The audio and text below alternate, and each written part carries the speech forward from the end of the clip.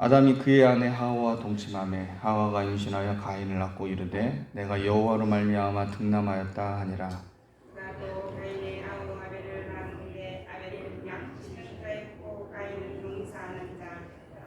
세월이 지난 후에 가인은 땅의 소산으로 제물을 삼아 여호와께 드렸고 아벨은 나 여호와의 첫 새끼와 그 드리고 드렸더니 여호와께서 아벨과 그의 제물은 받으셨으나 가인과 그의 제물은 받지 아니하신지라. 가인이 몹시 분하여 안색이 변하니 여호와께서 가인에게 이르시되 내가 분하여함은 어찌 됨이며 안색이 변함은 어찌 됨이냐. 내가 선을 행하면 어찌 낯을 들지 못하겠느냐. 선을 행하지 아니하면 죄가 문에 엎드려 있느니라. 죄가 너를 원하나 너는 죄를 다스릴지니라. 가인이 그의 아우 아벨에게 말하고 그들이 들에 있을 때에 가인이 그의 아우 아벨을 쳐 죽이니라. 아멘. 아담과 하와는 하나님께서 금하신 선악과를 먹게 됩니다. 그 결과 아담과 하와는 에덴 동산에서 쫓겨나게 됩니다. 선악과를 먹었다는 것은 하나님의 주권과 다스림을 부인하는 것이고 하나님께서 선과 악을 판단하는 절대적 기준이라는 사실을 부인하는 것과 같습니다. 또한 선악과를 먹었다는 것은 선과 악을 판단하신 것이 하나님이 아니라 이제는 인간이라는 것을 선언하는 것과 같습니다. 그 결과 인간은 하나님처럼 선악의 기준이 되려고 합니다. 내 마음에 맞는 것, 내 생각에 옳은 것을 기준으로 모든 것을 판단합니다. 자기 주장과 자기 소원을 관철하기 위해 투쟁하고 하나님과 같이 영광스러운 존재가 되기 위해서 인간은 애를 쓰기 시작을 합니다. 이러한 악한 본성을 한마디로 표현하면 교만입니다. 하나님보다 자기를 높이려고 하는 마음가짐과 행동, 이 교만한 본성이 타락한 인간 영혼 깊숙이 뿌리내리게 되었습니다. 결국 타락한 인간은 왕 대신 하나님을 밀어내고 하나님께서 친히 창조한 세계를 찬탈하려고 하는 반란 세력이 되어버렸습니다. 왕 대신 하나님을 배반하고 하나님 나라를 찬탈하려고 한 죄는 사형에 해당됩니다.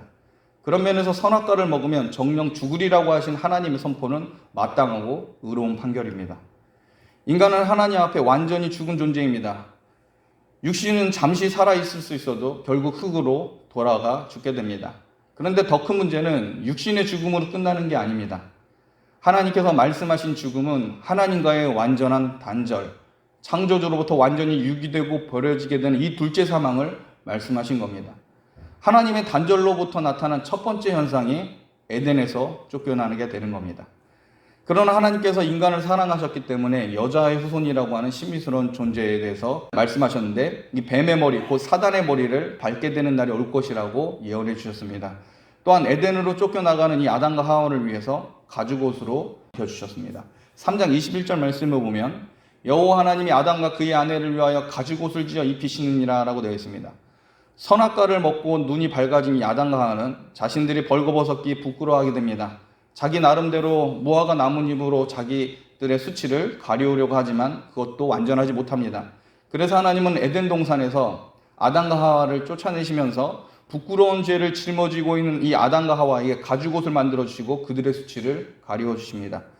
여러분, 가죽옷이 생기기 위해서는 짐승이 죽어야만 합니다.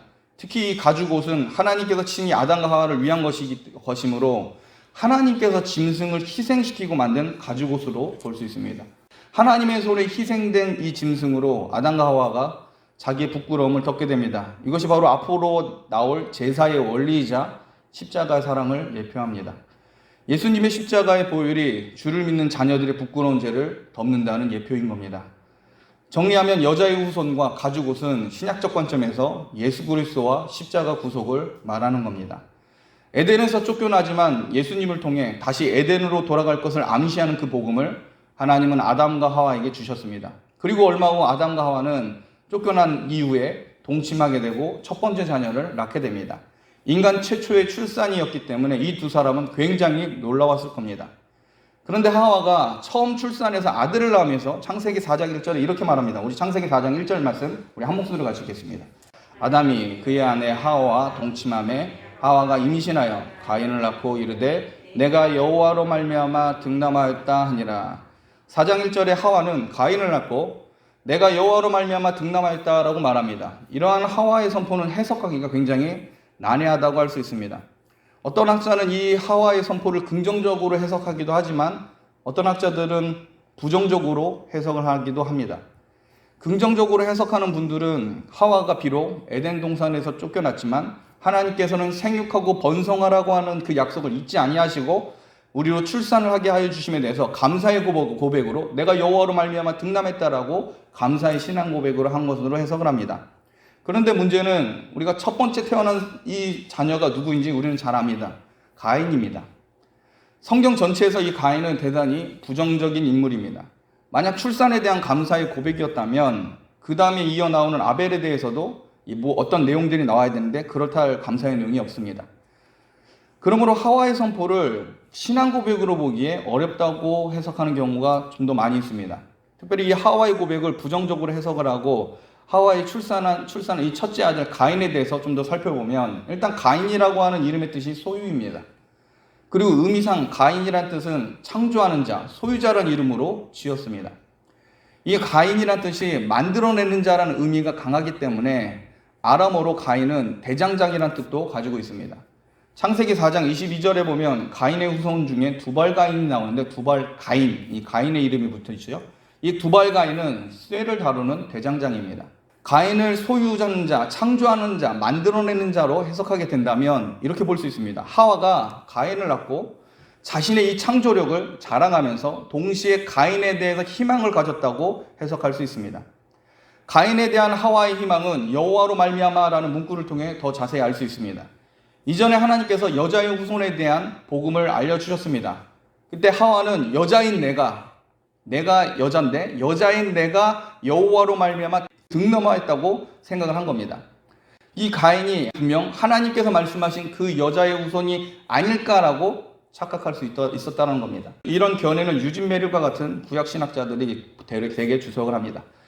하와는 첫 출산으로 사람을 낳는 것에 대한 이 신비감과 기대감을 가지고 또 가인이 그 하나님께서 말씀하신 여자의 후손이라는 상당한 기대를 가지고 이 가인의 이름을 지어주었고 또한 무언가 에덴으로 돌이키게 할 만한 일들을 행할 것이라고 생각을 했습니다. 그러나 시간이 지나도 가인은 전혀 여자의 후손과는 상관없는 삶을 살게 됩니다. 그 이후 아담과 하와는 굉장히 실망하게 되었고 이는 창세기 4장 2절을 통해 볼 수 있습니다. 4장 2절 우리 함께 읽겠습니다. 같이 읽겠습니다. 그가 또 가인의 아우 아벨을 낳았는데 아벨은 양치는 자였고 가인은 농사하는 자였더라. 가인을 낳은 후에 하와는 아벨을 낳았습니다. 그런데 가인을 낳을 때는 여호와로 말미암아 등남하였다라고 찬양하였던 이 하와가 아벨을 낳고는 더 이상 아무런 말을 하지 않습니다. 게다가 자녀의 이름을 아벨이라고 이름을 지었습니다. 여러분, 이 아벨이라고 하는 이름의 뜻은 거품 혹은 허무함, 무입니다. 여러분, 자녀를 낳았는데 이름이 허무하다는 겁니다. 그러나 가인이 에덴으로 자기들을 이끌 여자의 후손이 아님을 깨달았을 것이고 그리고 세월이 흐르면서 여자의 후손에 대한 이 구원의 약속은 상당한 기간에 이루어질 것을 알게 됩니다. 그 결과 인생의 허무함과 곧 다가올 죽음을 맞이해야 될 자신의 운명을 짐작하고 가인 이후에 태어난 아들의 이름을 아벨이라고 지은 겁니다. 허무하고 거품 같다라는 뜻의 이름을 지어준 겁니다. 아담과 하와의 기대를 받고 축복 속에 태어난 가인은 아마 자존심이 강한 농사꾼이 되었습니다. 반면 아무런 기대 없이 허무한 인생을 슬퍼하며 아픔 중에 태어난 이 아벨은 양치는 자로서 인생을 소망하지 않고 하나님을 향하여 정성을 다하는 사람이 되었습니다. 여러분, 이 차이를 잘 기억하셔야 됩니다. 부모의 축복과 기대 속에서 자랐고 세상에서 무언가 소유하고 만들어내는 삶이 영적인 면에서 현명한 것이 아닐 수 있습니다. 가인은 그 이름을 따라 소유하고 만들어내고 자기가 하고 싶은 것을 해내는 삶을 살았기에 하나님께 아쉬울 것이 없는 사람이 되었습니다. 그 결과 가인은 하나님 앞에 겸손할 줄 몰랐습니다. 하나님 앞에 겸손하지 못한 자는 결코 예배자가 될 수 없습니다. 예배 행위에 참여할 수는 있어도 예배자가 아니기에 그 예배는 연락되지 않습니다. 반면에 아벨은 가인보다는 큰 관심 없이 기대 없이 자라났을지도 몰라도 아벨은 이 인생의 허무함과 고통을 아는 사람입니다. 세상에서 행복을 구하는 것이 헛됨을 알고 그 이름대로 살아갔던 그 아벨은 하나님 앞에 예배자가 됩니다. 아벨은 거품 같은 인생의 의미를 두지 않았기에 하나님 앞에 정성을 다해서 겸손할 수 있었습니다. 그래서 하나님은 아벨과 그가 드린 첫 새끼의 제물을 받으신 겁니다. 4장 3절부터 4장 5절까지 이렇게 기록되어 있습니다. 세월이 지난 후에 가인은 땅의 소산으로 제물을 삼아 여호와께 드렸고 아벨은 자기도 양의 첫 새끼와 그 기름으로 드렸더니 여호와께서 아벨과 그의 제물을 받으셨으나 가인과 그의 제물을 받지 아니하시니라. 가인이 몹시 분하여 안색이 변하니 라고 되어 있습니다. 가인과 아벨이 하나님 앞에 제사를 드려 하나님을 예배하였습니다. 그런데 하나님은 가인의 제물은 받지 않으시고 아벨의 제물만 받습니다. 가인은 하나님께서 자기의 제물을 받지 않음에 대해서 상당히 분노합니다.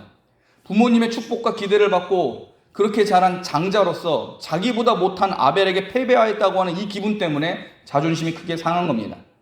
일단 가인과 아벨의 제사와 관련해서 여러 논의가 있습니다. 어떤 분은 하나님께서 가인의 예물을 받지 않은 것은 이 피의 제사가 아니었기 때문이라고 해석하신 분이 있습니다. 반면 아벨은 양으로 제물을 드린 피의 제사이기 때문에 하나님은 아벨의 제사를 받았다고 해석을 합니다.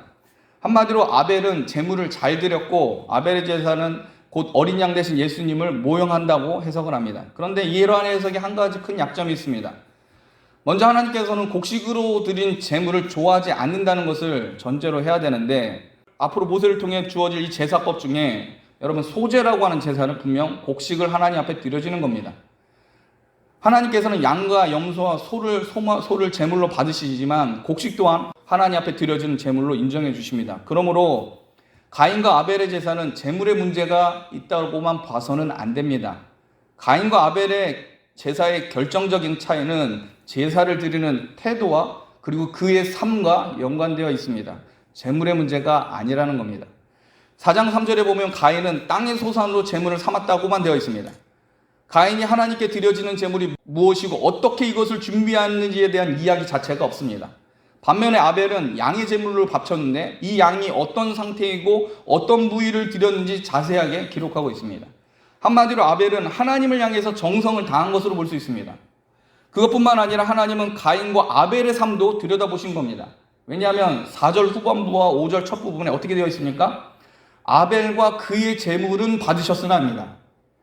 그리고 가인과 그의 제물은 받지 아니하신지라 라고 되어 있습니다. 여러분, 제물을 드린 자와 제물이 연결되어 있습니까? 분리되어 있습니까? 연결되어 있다는 겁니다. 아벨과 아벨의 제물이 분리되지 않고 있습니다. 마찬가지로 가인과 그의 제물이 서로 연결되어 있는 겁니다.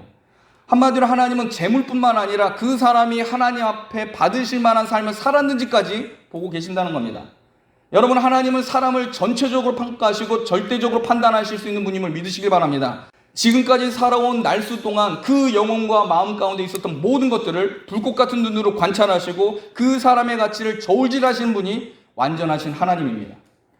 가인과 아벨을 바라보신 하나님은 그날 드려지는 예배의 태도와 그들의 마음가짐 그리고 그들이 살아온 날 모든 것을 근거로 평가하십니다. 인생을 의지하지 않고 하나님을 바라보았던 아벨은 그 살아온 삶이 예배를 통해 정성스러운 마음가짐으로 하나님 앞에 제사를 드렸습니다. 그래서 하나님은 아벨과 그 제물을 받으신 겁니다. 반대로 가인은 자기를 의지하고 땅을 개간하고 많은 소산을 얻기 위해 인생을 열심히 살았습니다. 열심히 살아왔을지 몰라도 하나님과 함께하며 교제하는 부분에 있어서 철저히 실패한 겁니다. 그 결과 자기의 소산물 중에 아무 것 하나를 가지고 하나님 앞에 나왔습니다. 하나님은 가인의 삶과 마음이 전혀 반영되지 않은 이 제물을 보시고 그것을 받지 않으신 겁니다. 아벨은 예배의 성공자가 되었고 가인은 예배의 실패자가 되었습니다. 그런데 여러분, 가인의 이러한 결과는 그 당시까지는 확정적인 것이 아니라 속히 깨닫고 돌이킬 기회가 분명히 있었습니다. 가인은 예배에 실패한 이유를 깨닫고 하나님 앞에 용서를 구하고 하나님을 경외하는 삶을 살아갈 수도 있었습니다. 그런데 안타깝게도 가인은 자기의 제사를 받지 않은 그 하나님과 자기보다 나은 제사를 드린 아벨을 향해서 분노하는 마음이 생기게 된 겁니다. 하나님께서는 이것을 가인에게 지적하였음에도 가인은 이 악한 감정을 그대로 품고 결국 아벨을 죽이게 됩니다. 여러분, 최초의 살인이 가장 거룩하고 신성한 예배 문제로 시작되었다는 사실을 여러분 기억하십시오. 이것은 오늘날 우리에게도 시사하는 바가 있습니다. 하나님보다 세상을 사랑하는 자들은 하나님을 예배하는 데 있어서 실패자들입니다. 그들은 자신들이 하나님을 향하여 정성을 들이지 않은 것과 하나님 없는 삶을 살았던 것에 대해서 반성하지 않을 뿐만 아니라 회개하지도 않습니다. 무지에 가까운 삶을 삽니다. 오히려 하나님의 책망이 선포되면 분노하고 반항하며 결국 참예배자를 핍박하고 죽이게 됩니다. 창세기 5장의 물시판이 일어나기 전까지 예배의 실패자여 세상에 완전히 함몰될 그런 가인의 후손들이 하나님의 자녀들을 타락시키게 됩니다. 하나님의 자녀로 예배하지 못하게 하며 주님의 자녀의 육신과 영혼을 병들어 죽게 만들고 함께 물심판을 받는 비루한 상태로 이들이 만들어버린다는 겁니다. 그러므로 여러분, 참된 예배자는 세상의 허무함과 덧없음을 먼저 아는 사람입니다. 오직 하나님만이 우리 희망이시고 장차 우리를 에덴으로 돌아가게 할 그날을 소망하며 사는 사람이 바로 예배자입니다. 세상 속에 열심히 사는 것이 자칫 하나님을 향하여 소홀히 여기는 것으로 이어지지 않도록 여러분 조심하십시오. 가인은 분명 하나님을 알았습니다. 하나님 앞에 제사를 드리며 예배를 할 줄은 아는 사람입니다. 예배 행위를 하는 것과 하나님께 인정받는 예배로 드려지는 것은 하늘과 땅 차이입니다. 말씀 마치겠습니다. 부모님으로부터 기대를 한몸에 받고 세상 속에서 성공하기 위해 열심히 살았던 가인은 결국 하나님 앞에 실패자가 됩니다. 이 말은 좋은 환경, 좋은 삶의 태도 자체가 세상을 살아가는데 유익할 수는 있어도 하나님 나라에서는 실패자가 될 수도 있다는 겁니다. 반면 아벨은 허무하고 물거품처럼 사라져가는 인생을 담고 살았어도 하나님을 소망하는 삶을 살았기에 예배의 성공자가 됩니다. 하나님께 인정받는 삶으로 아벨과 그의 재물은 하나님 앞에 완전히 바쳐지게 됩니다. 참된 성도는 세상의 인정이 아니라 하나님께 인정받는 것을 최고의 영광으로 알고 살아갑니다. 참된 성도는 이 세상이 전부가 아니라는 사실을 성경을 통해 알고 있기에 세상을 자기 삶의 기반으로 삼지 않습니다. 또한 참된 성도는 자기 인생을 최종적으로 평가하는 하나님을 매주 예배를 통해 말씀을 통해 확인받는 삶을 사는 사람입니다. 그래서 자기의 부족함을 하나님 앞에 아뢰고 겸손하게 하나님의 교훈을 받고 더 나은 예배자가 되기 위해 애를 씁니다. 설교를 하다 보면 가인과 같은 영혼의 상태를 가진 분들을 간혹 보게 됩니다. 마음을 찌르는 설교를 들으면 무너진 자기의 자존심만 생각하지 앞으로 더 나은 예배자가 될 수 있다는 다짐은 하지 않는 경우가 많이 있습니다. 가인과 같은 자가 되지 않기 위해서는 성도는 겸손함과 온유함으로 말씀을 대해야 합니다. 참된 성도는 하나님의 책망스러운 교훈을 듣더라도 거룩한 삶으로 인도하시는 하나님의 사역으로 나아가게 됩니다. 가인은 이 부분에 있어서 철저하게 실패하게 됩니다. 그러므로 여러분은 아벨과 같이 예배자로서 하나님께서 받으시기에 의미 있고 가치 있는 산제물로 하나님께 바쳐지며 하나님의 거룩한 수단으로 사용되는 삶을 사시길 주님의 이름으로 축복합니다. 기도하겠습니다.